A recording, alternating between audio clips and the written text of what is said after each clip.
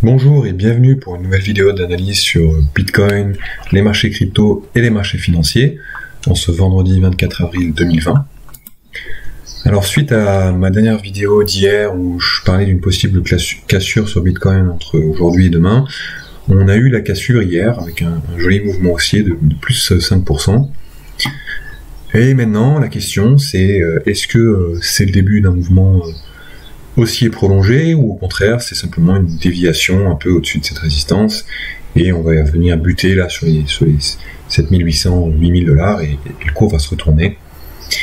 Alors difficile à dire pour le moment.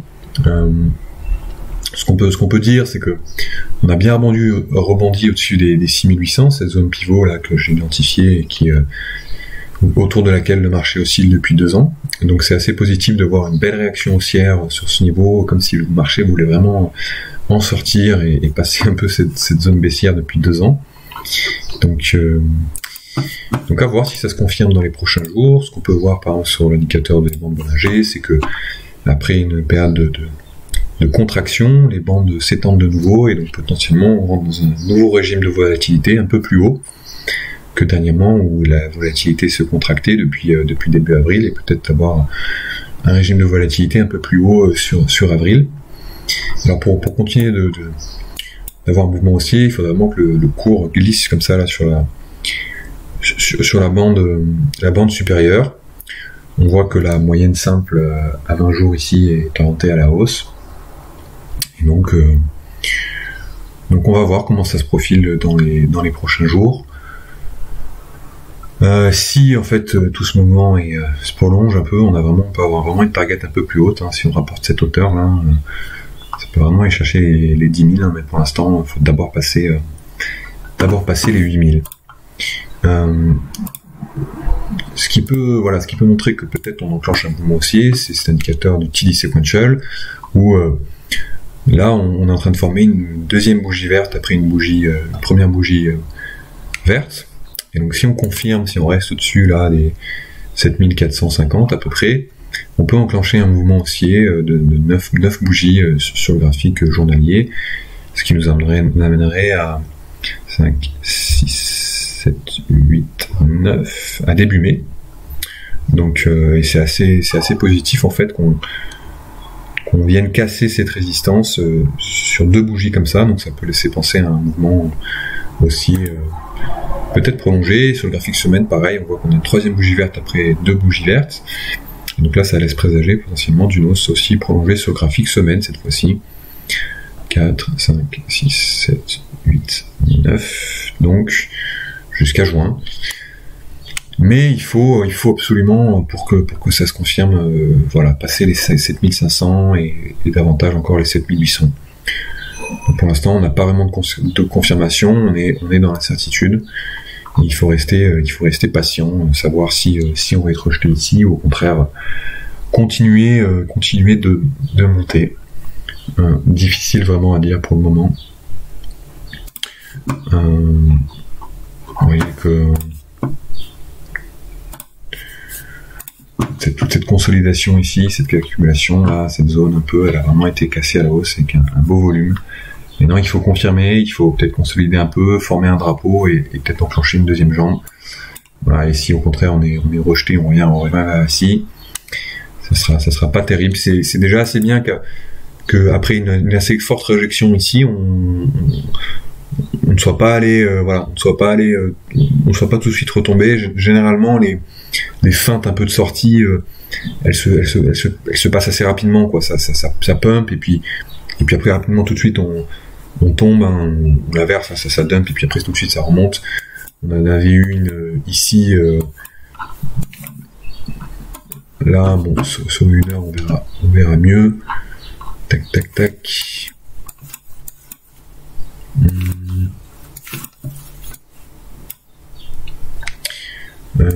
C'était là, voilà.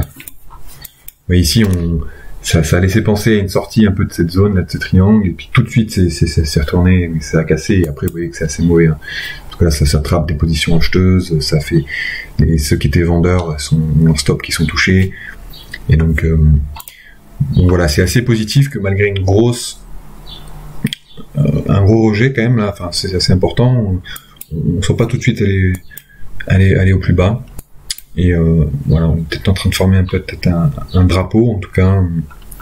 Pour l'instant, l'idée du drapeau reste un peu valide. Il faudrait pas trop rester là longtemps, sinon ça serait pas tellement un drapeau, mais à surveiller.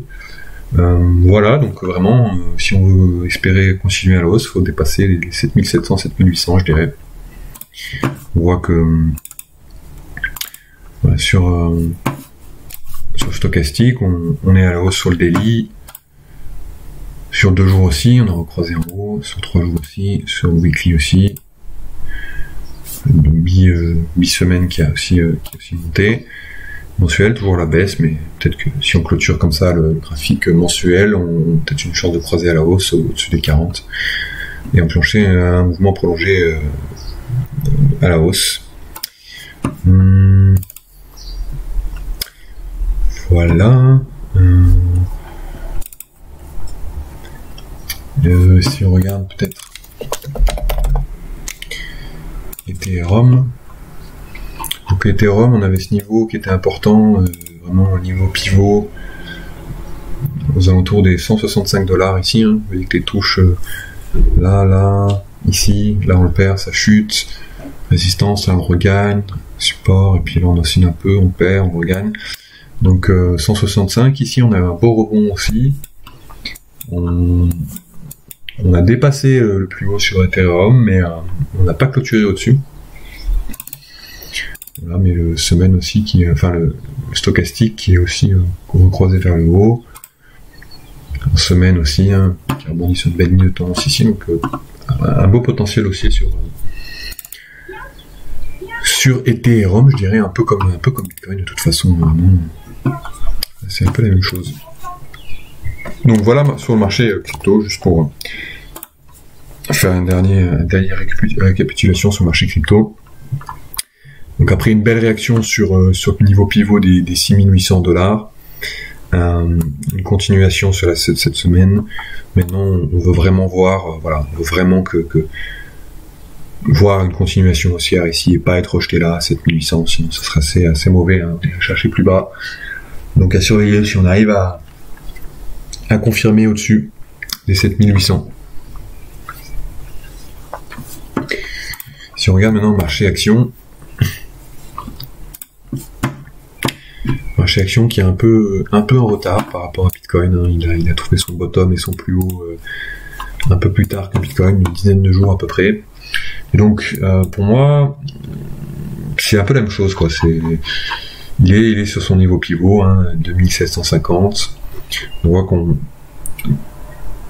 a fait un top ici, on a commencé à enclencher un mouvement baissier assez important, moins 2%, moins 3%, un cassage de ligne de tendance ici, mais qu'on a eu une belle réaction avant-hier, plus 2%, vraiment pareil au niveau pivot là. Donc et hier on a eu une journée un peu particulière où je crois qu'on était monté en début de journée, finalement on s'est descendu, non c'était là je crois, oui.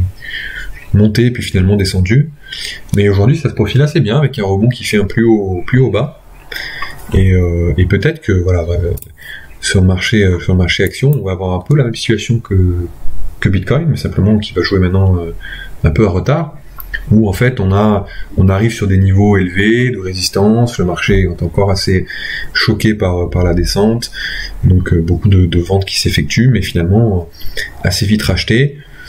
Peut-être du coup, peut-être pas aujourd'hui, mais dans la semaine prochaine, une cassure un peu de ce niveau de résistance, un peu à l'image de Bitcoin. Et ça serait assez positif si le marché action suivait l'action de Bitcoin et arrivait un peu à dépasser ces niveaux de résistance. Ça montrerait que finalement le marché est ce qu'on appelle risk-on, c'est-à-dire qui met du risque, ou en tout cas que certains investisseurs le font et qui n'ont pas peur d'être sur des actions, et sur Bitcoin qui restent des actifs risqués, volatiles. Voilà pour le marché action, donc à surveiller, notamment aujourd'hui. Je pense que ça va être assez important sur le marché action. Sur Bitcoin, je m'attends pas à grand chose, Je pense qu'on va plutôt range entre 7500 après un mouvement important hier. Mais bon, ça peut bouger un peu aussi. On a l'expiration des contrats futurs sur Bitcoin aujourd'hui. Contrats futurs CME, d'ailleurs, si on peut regarder graphique CME, voilà, graphique CME là, qui expire aujourd'hui, là, les moyens, enfin, certains contrats expirent aujourd'hui. Une belle cassure là au-dessus de ce niveau-là. On a un gap ici à aller chercher aux alentours des 9000 $. Et donc voilà, vraiment ce niveau-là, ce petit niveau à dépasser, et après ça peut popper à 9000. Hein. Donc vous voyez qu'au fil du temps, les ranges en fait, elles sont en train de s'agrandir. Là, on était coincé dans une range à peu près de 500-700 $. Mais que si on arrive à dépasser ça, on a tout de suite un trou de liquidité jusqu'à 9000, donc ça fait déjà 1000 $. Donc à voir. À voir, donc S&P 500, voilà. Surveillez aujourd'hui ce qui se passe un peu. On a pour l'instant, là, depuis ce matin, quand même une belle réaction, là, et ça fait un plus haut bas. Et on a l'impression qu'on va aller chercher un peu ici, là. Donc à surveiller le marché action aujourd'hui, je pense que ça va donner la bonne indication que si le marché action suit le marché Bitcoin un peu, donc c'est un mouvement assez positif pour l'ensemble des marchés à risque tels que Bitcoin et le marché action. On regarde sur l'or aujourd'hui, sur l'or aussi. Donc l'or, on voit déjà que sur le plus long terme, sur l'or, vous voyez que depuis 2018 là, on a identifié Bitcoin a topé 2018, et sur le marché action, on peut aussi dire que début 2018, on a mis un terme à la tendance haussière. Même si le marché action est monté plus haut, en tout cas le marché action américain, pas le marché action français, je crois pas, enfin si peut-être, mais en tout cas, depuis début 2018, sur le marché Bitcoin et sur le marché action, on n'est plus dans une tendance haussière.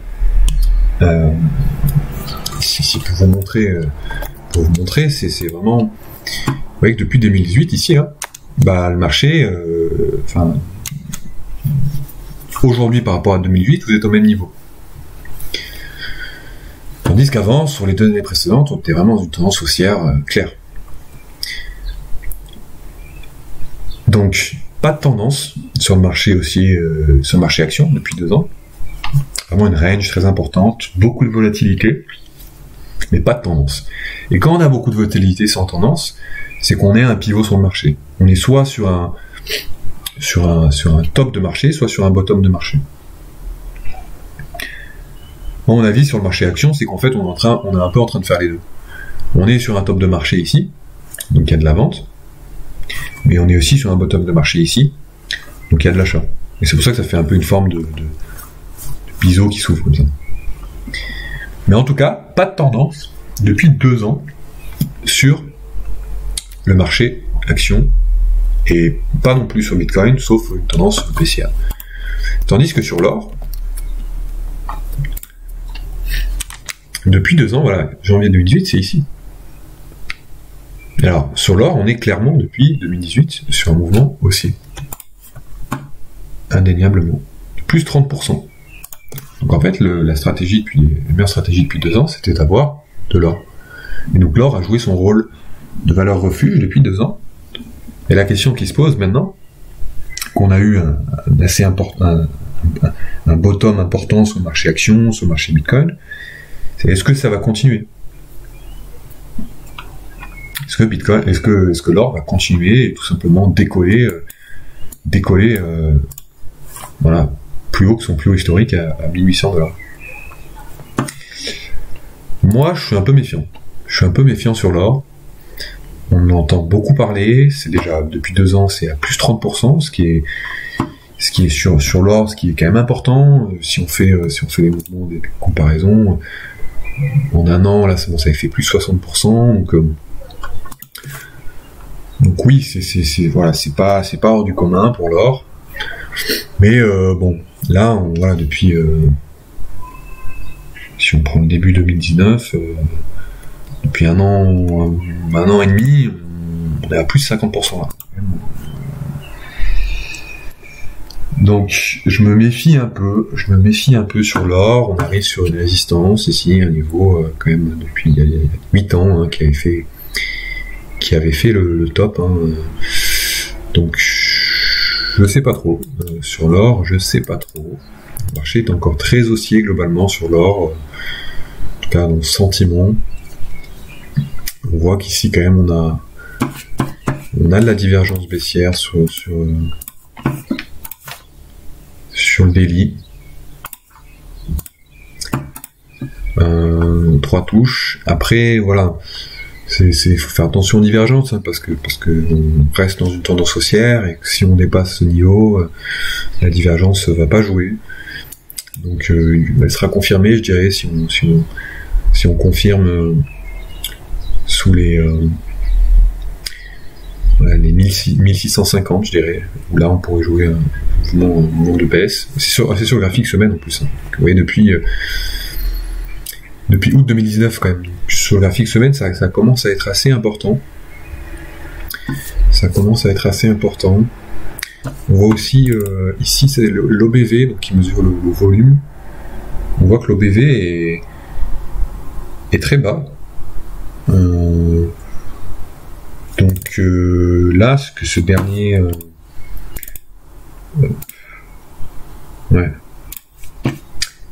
que cette dernière montée qui nous fait un plus haut, c'est pas tellement que le volume en tout cas était moins important que le momentum du volume a été moins important que sur les dernières.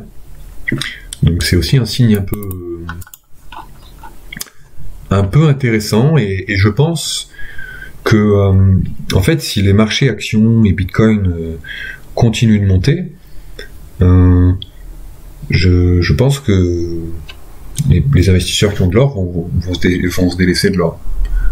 Et notamment, je pense que les banques centrales qui ont de l'or, je pense qu'elles ont un bel intérêt à le vendre aujourd'hui, parce que depuis 2 ans, ça a pris 30%, elles ont des stocks d'or très importants, 30% sur des stocks qui peuvent représenter, je pense, des milliards, voire des trilliards. Ça fait beaucoup d'argent, et ça serait pas bête de vendre un peu, surtout que les banques centrales aujourd'hui sont en train d'acheter des actifs un peu toxiques, de la dette un peu de mauvaise qualité en très grande quantité, donc elles récupèrent dans leur bilan des actifs qui vont pas forcément s'apprécier mais qui vont plutôt perdre de la valeur, et donc pour compenser cela, elles ont peut-être l'intérêt à vendre de l'or, peut-être. Et le fait que le sentiment du marché sur l'or soit extrêmement bullish, que longtemps la récession, tout ça, il faut prendre de l'or et tout, je sais pas, j'ai l'impression que c'est peut-être un peu tard, quoi. Il fallait en prendre il y a 2 ans en fait de l'or. En tout cas, le risk-reward aujourd'hui est moins intéressant qu'il y a 2 ans. Il y a 2 ans, vous me disiez on va prendre de l'or, je disais oui, ok, l'accumulation depuis 8 ans, 7 ans. Là, vous me dites qu'il faut acheter de l'or maintenant, potentiellement sur des plus hauts comme ça déjà. Je vous dis non, je préfère acheter des actions du Bitcoin qui ont chuté de 50%. Donc, à surveiller. Bon, mensuel, il est encore ok, hein, mais encore un beau mois quand même d'avril là. Il est encore ok, donc voilà. Sur l'or, je suis un peu méfiant. Je pense que si le marché action, le marché Bitcoin continue de monter, l'or va descendre un peu. Si les marchés actions et Bitcoin se retournent à la baisse, je pense que l'or peut complètement décoller. Ouais. Voilà pour l'or. Le dernier, le pétrole. Donc le pétrole, bon, il est descendu à moins $40 sur le pétrole américain là, mais c'était parce qu'il y avait des contrats du mois de mai qui expiraient en fin du mois, donc c'est pas vraiment représentatif du vrai prix du pétrole. On peut regarder le Brent. Le pétrole qui est quand même, moi j'aime bien pour une remontée haussière. Hein. Vous voyez que ça fait 10 ans, 12 ans maintenant que on est sur une tendance baissière. Peut-être la divergence haussière là, sur le graphique mensuel. Donc j'aime assez bien le pétrole. Je pense pas qu'on va rester à $20 le baril très longtemps. Et je pense que sur les prochaines années, on peut tout à fait faire des plus hauts historiques sur le pétrole. $170, surtout si les banques centrales impriment massivement, ça fait l'inflation et Et ouais, et je pense que du coup le coût de la vie peut un peu augmenter si elles impriment massivement. Notamment le coût de la vie, bon, l'indicateur c'est le pétrole, et puis voilà, après une capitulation comme ça, ouais, j'aime assez bien le pétrole. Mais je pense que le pétrole va peut-être mettre un peu plus de temps à se retourner, il faut d'abord que l'économie s'ouvre de nouveau, que ça se relance comme ça.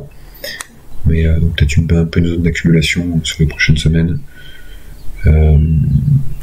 Mais j'aime assez bien dans l'ensemble. Donc voilà, dernière récapitulation sur Bitcoin. Je pense que c'était ça. Hop, tac. Donc sur Bitcoin, voilà, dépasser les 7800, je dirais, hein, pour aller chercher la prochaine zone à 9000. Et sinon, si on est rejeté ici, gare au retournement. Mais j'aime assez bien cette cassure dans l'ensemble, et je reste haussier. Voilà, donc je vous retrouve très prochainement pour une nouvelle vidéo avec grand plaisir. Je vous souhaite de passer une bonne journée, et puis pour la journée d'aujourd'hui, je pense que le marché action va être intéressant de surveiller, et va donner une bonne indication de savoir si ça suit un peu Bitcoin, et si le marché devient un peu plus avare de risques ou non. Voilà, bonne journée à vous, et je vous retrouve très vite pour une nouvelle vidéo. Portez-vous bien.